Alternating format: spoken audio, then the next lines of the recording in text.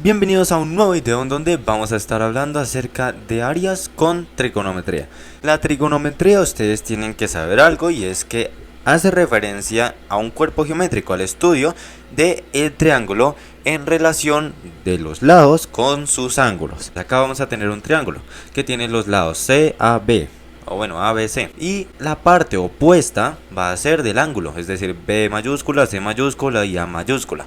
Lo podemos ver de esta manera: A es el reflejo de A y acá se forma el ángulo, B es el reflejo de B y acá se forma el ángulo, y lo mismo sucede con C. Entonces C es el reflejo de C y acá se forma el ángulo. Listo. La suma de ángulos interiores es de 180 grados en el caso de los triángulos. Ahora, el área. ¿El área cómo se calcula? ¿Cómo era el área de un triángulo sin aplicar trigonometría? Como un medio de base por altura. Digamos que en esta ocasión vamos a tener los dos lados, A por B. Y si tenemos A por B, estaríamos multiplicando además el seno de C. Es decir, se multiplican dos lados, sea AB, sea BC, sea AC, y entonces después se multiplica por el seno del que faltó. Si en este caso tenemos B por C, pues el seno sería de A. Y ahí lo tenemos, esa sería nuestra área. Si nuestra área es de 1/2 por, ¿qué? Por A por C, ¿cierto? Que es lo que nos falta. Entonces sería por el seno de, ¿cuál nos falta? B. Listo. Ahí ya tenemos las tres relaciones, las tres formas de encontrar un área, teniendo en cuenta que se necesitan dos lados y al menos un ángulo. Y ese ángulo está en la mitad de esos dos lados. Primer ejemplo, vamos a tener acá un triángulo con las siguientes medidas: un lado A de 8 centímetros, un lado B de 6 centímetros y un lado C que es desconocido. Acá tenemos ángulo B, ángulo A y ángulo C. Listo. Resulta que tenemos el ángulo C, es de 45 grados. Teniendo eso en cuenta, ¿cuál de estas tres relaciones de áreas utilizamos? Aplicamos este primero, ¿cierto? Que se utiliza A, B y seno de C. Entonces, área es igual a 1/2 de A por B por seno de C. Listo. ¿Qué vamos a hacer? Sustituir los datos.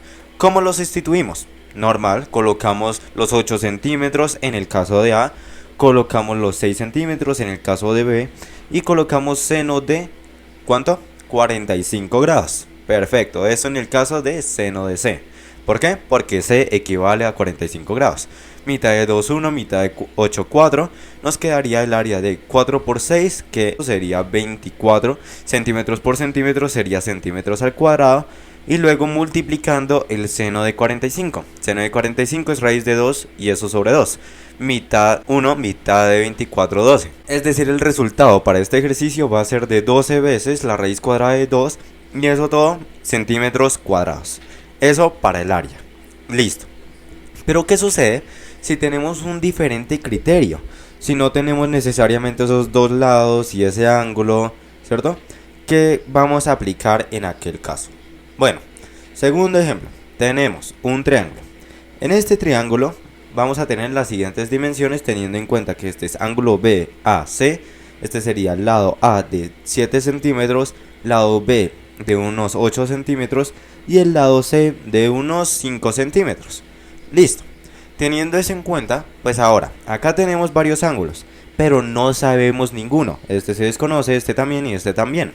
Lo único que se saben, pues son los lados, A, B y C. ¿Qué vamos a aplicar? Aplicamos una fórmula y no va a ser ninguna de las tres de arriba. Va a ser la fórmula de Herón, así se llama. ¿Qué dice aquella fórmula? O al menos, ¿qué es lo que nos va a pedir?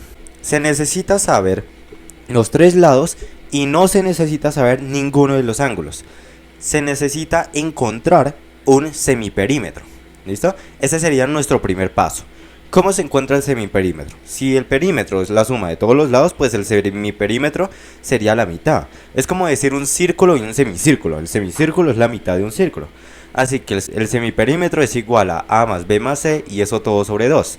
Es decir, 7 centímetros más 8 centímetros más 5 centímetros y eso todo sobre 2. Listo, 7 más 8 más 5, 7, 15 más 5, 20. Entonces 20 centímetros sobre 2 es 10 centímetros. Listo.